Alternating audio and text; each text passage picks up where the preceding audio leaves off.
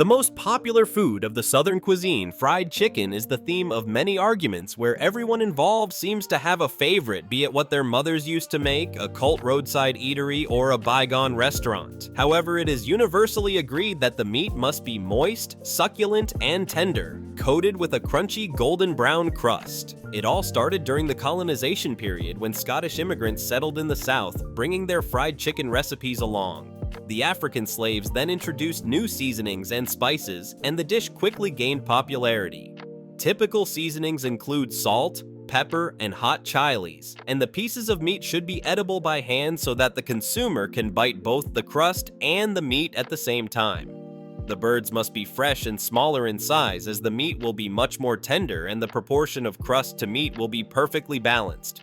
Once the chicken parts are hot, crispy, and ready to be consumed, they are traditionally accompanied by buttered biscuits, southern potato salad, mashed potatoes, or cream gravy on the side.